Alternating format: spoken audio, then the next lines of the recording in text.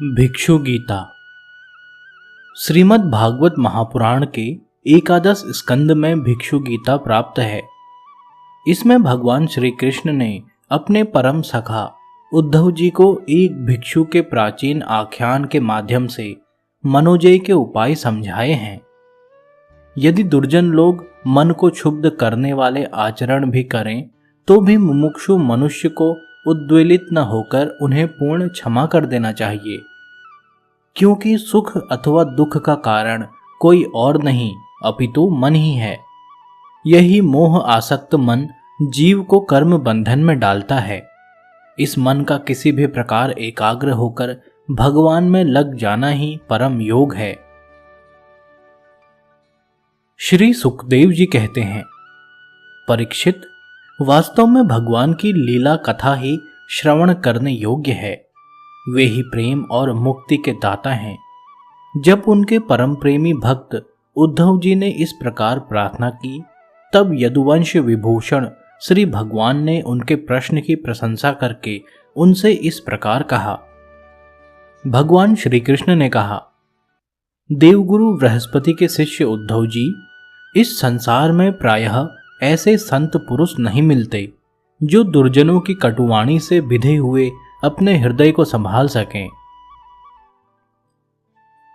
मनुष्य का हृदय मर्म भेदी बाणों से बिधने पर भी उतनी पीड़ा का अनुभव नहीं करता जितनी पीड़ा उसे दुष्ट जनों के मर्मांतक एवं कठोर वाग बाण पहुंचाते हैं। उद्धव जी, इस विषय में महात्मा लोग एक बड़ा पवित्र प्राचीन इतिहास कहा करते हैं। मैं वही तुम्हें सुनाऊंगा, तुम मन लगाकर उसे सुनो। एक भिक्षुक को दुष्टों ने बहुत सताया था। उस समय भी उसने अपना धैर्य न छोड़ा और उसे अपने पूर्व जन्म के कर्मों का फल समझकर कुछ अपने मानसिक उद्गार प्रकट किए थे। उन्हीं का इस इतिहास में वर्णन है। प्राचीन समय की बात है। उज्जैन में एक ब्राह्मण रहता था। उसने खेती व्यापार आदि करके बहुत सी धन संपत्ति इकट्ठी कर ली थी। वह बहुत ही कृपण, कामी और लोभी था।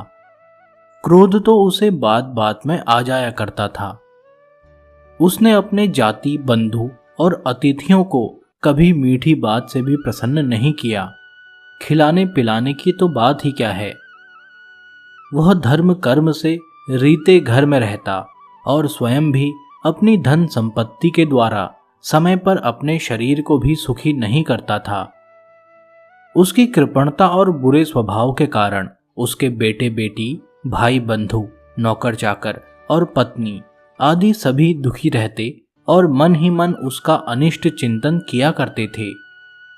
कोई भी उसके मन को प्रिय लगने वाला व्यवहार नहीं करता था।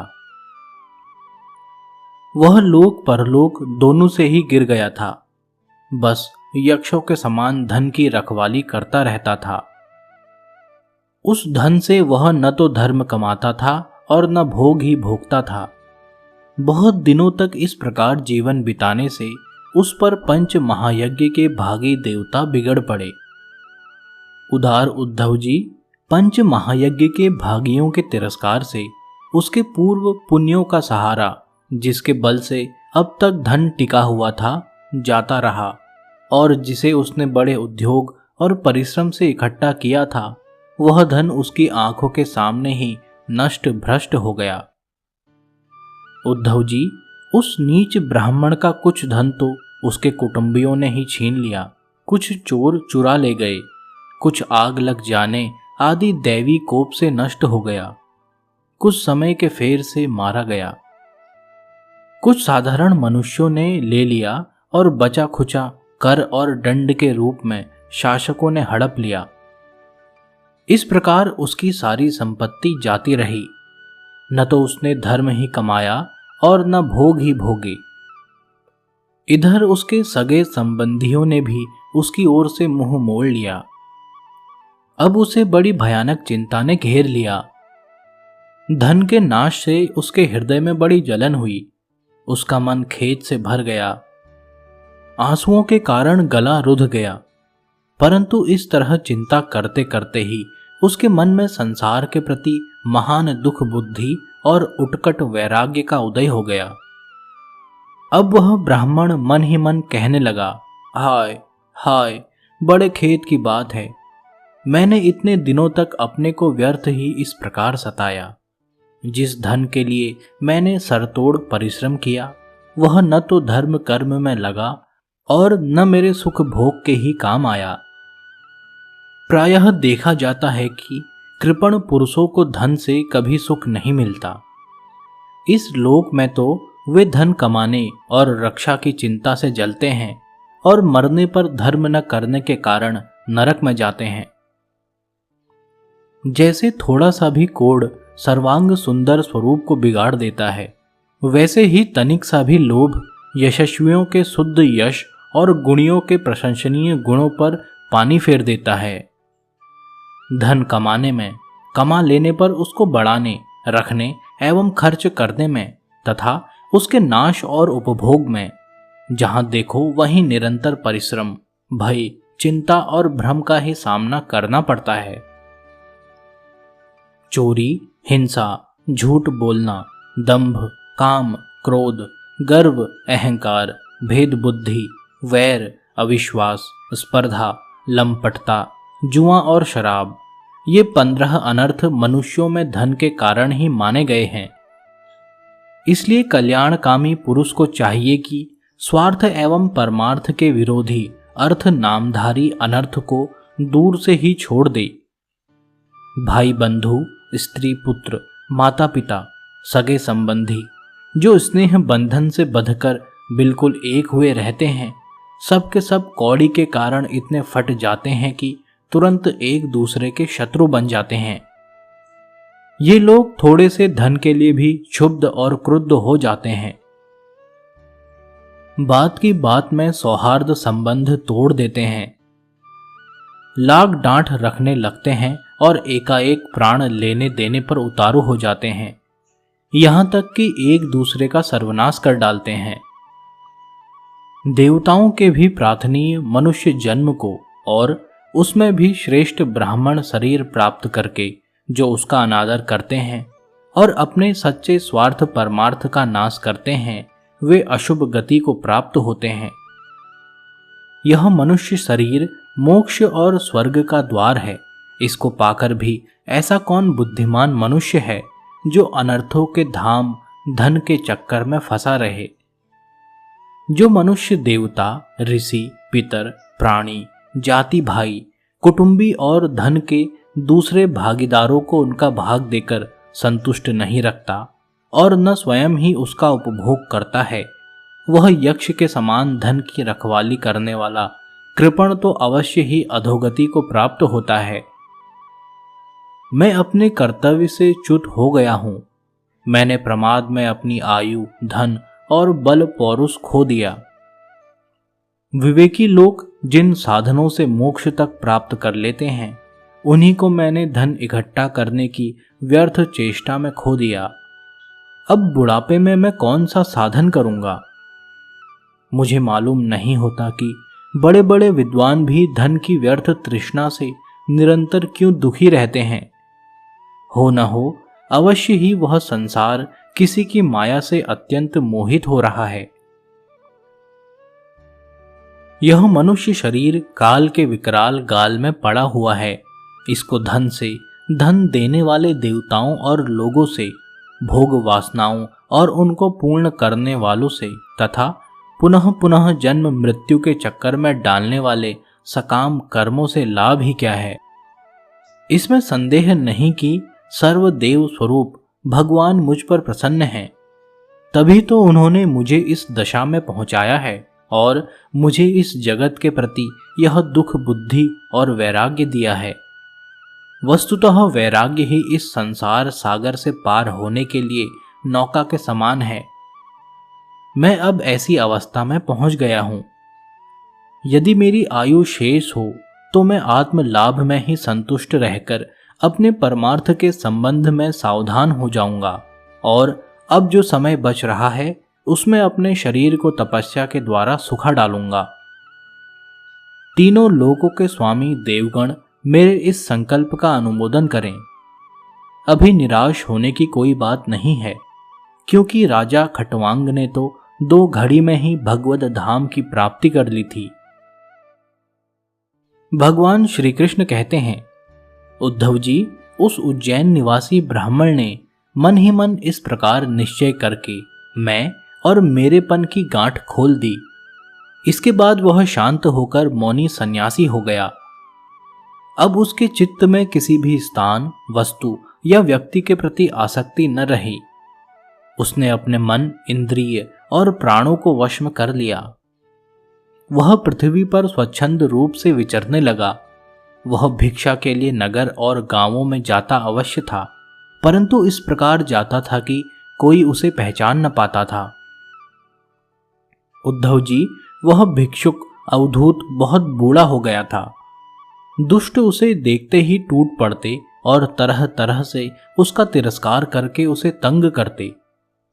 कोई उसका दंड छीन लेता तो कोई भिक्षा पात्र ही झपट ले जाता, कोई कमंडलू उठा ले जाता तो कोई आसन, रुद्राक्ष माला और कंथा ही लेकर भाग जाता।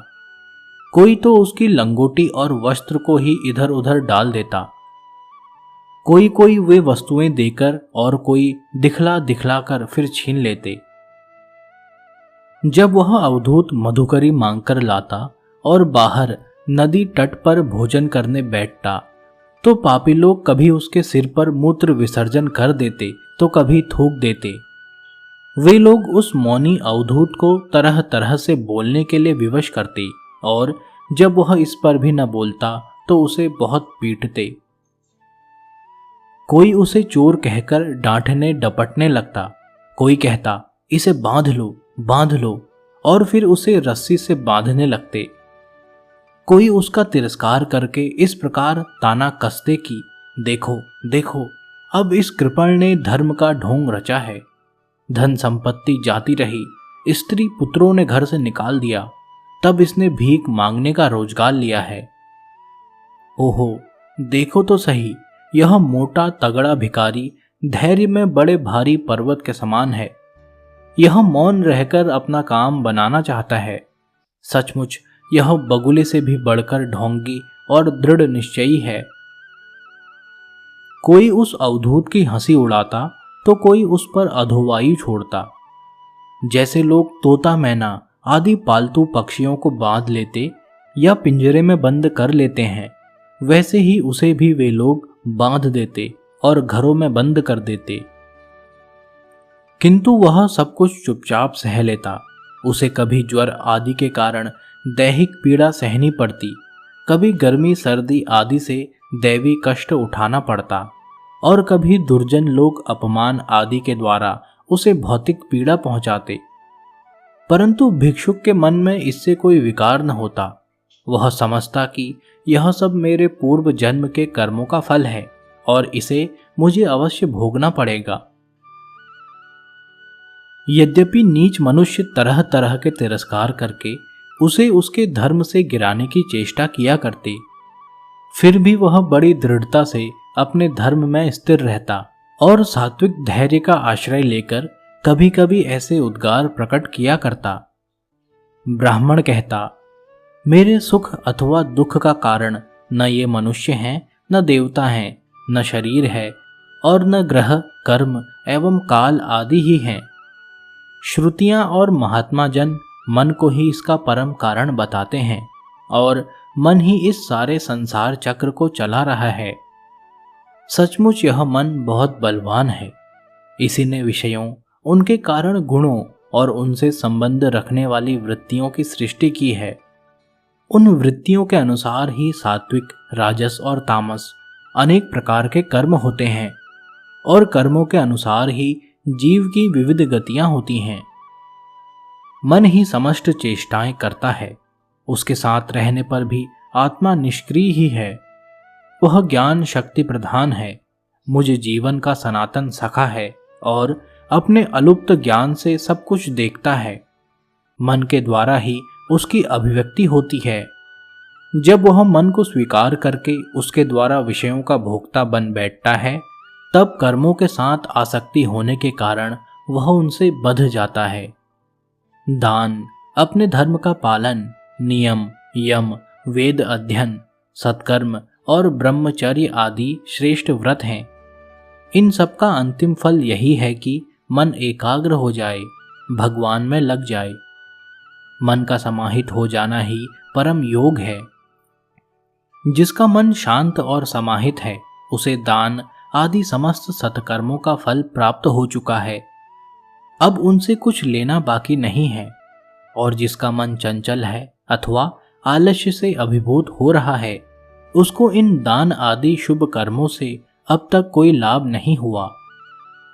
सभी इंद्रियां मन के वश में हैं, मन किसी भी इंद्रिय के वश में नहीं है। यह मन बलवान से भी बलवान, अत्यंत भयंकर देव है। जो इसको अपने वश में कर लेता है, वही देव इंद्रियों का विजेता है। सचमुच मन बहुत बड़ा शत्रु है। इसका आक्रमण असह्य है। यह बाहरी शरीर को नहीं, हृदय आदि मर्म स्थानों को भी बेधता रहता है।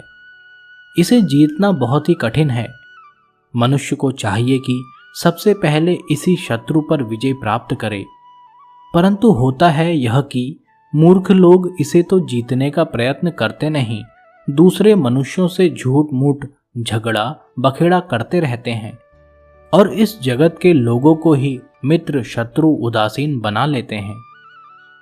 साधारणतः मनुष्यों की बुद्धि अंधी हो रही है, तभी तो वे इस मनः कल्पित शरीर को मैं और मेरा मान बैठते हैं और फिर इस भ्रम के फंदे में फंस जाते हैं कि यह मैं हूं और यह दूसरा। इसका परिणाम यह होता है कि वे इस अनंत अज्ञान अंधकार में ही भटकते रहते हैं। यदि मान ले कि मनुष्य ही सुख दुख का कारण है, तो भी उनसे आत्मा का क्या संबंध? क्योंकि सुख दुख पहुंचाने वाला भी मिट्टी का शरीर है और भोगने वाला भी। कभी भोजन आदि के समय यदि अपने दांतों से ही अपनी जीभ कट जाए और उससे पीड़ा होने लगे, तो मनुष्य किस पर क्रोध करेगा? यदि ऐसा मान ले कि देवता ही दुख के कारण हैं, तो भी इस दुख से आत्मा की क्या हानि? क्योंकि यदि दुख के कारण देवता हैं, तो इंद्रिय अभिमानी देवताओं के रूप में उनके भोक्ता भी तो वे ही हैं।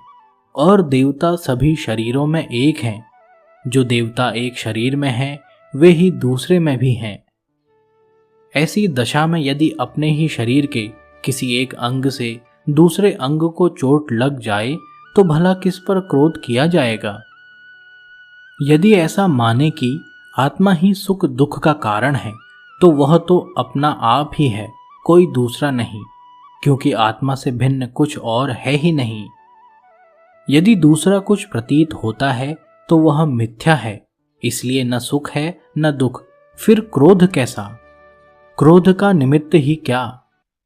यदि ग्रहों को सुख दुख का निमित्त माने, तो उनसे भी अजन्मा आत्मा की क्या हानि? उनका प्रभाव भी जन्म मृत्युशील शरीर पर ही होता है। ग्रहों की पीड़ा तो उनका प्रभाव ग्रहण करने वाले शरीर को ही होती है, और आत्मा उन ग्रहों और शरीरों से सर्वथा परे है। तब भला वह किस पर क्रोध करे? यदि कर्मों को ही सुख दुख का कारण माने, तो उनसे आत्मा का क्या प्रयोजन? क्योंकि वे तो एक पदार्थ के जड़ और चेतन उभय रूप होने पर ही हो सकते हैं। जो वस्तु विकार युक्त और अपना हिताहित जानने वाली होती है, उसी से कर्म हो सकते हैं। अतः वह विकार युक्त होने के कारण जड़ होनी चाहिए और हित अहित का ज्ञान रखने के कारण चेतन। किंतु देह तो अचेतन है और उसमें पक्षी रूप से रहने वाला आत्मा सर्वथा निर्विकार और साक्षी मात्र है। इस प्रकार कर्मों का तो कोई आधार ही सिद्ध नहीं होता, फिर क्रोध किस पर करें? यदि ऐसा माने कि काल ही सुख दुख का कारण है, तो आत्मा पर उसका क्या प्रभाव? क्योंकि काल तो आत्म स्वरूप ही है। जैसे आग आग को नहीं जला सकती और बर्फ बर्फ को नहीं गला सकता, वैसे ही आत्म स्वरूप काल अपने आत्मा को ही सुख दुख नहीं पहुंचा सकता। फिर किस पर क्रोध किया जाए? आत्मा शीत उष्ण सुख दुख आदि द्वंद्वों से सर्वथा अतीत है। आत्मा प्रकृति के स्वरूप, धर्म, कार्य, लेश, संबंध और गंध से भी रहित है। उसे कभी कहीं किसी के द्वारा किसी भी प्रकार से द्वंद्व का स्पर्श नहीं होता।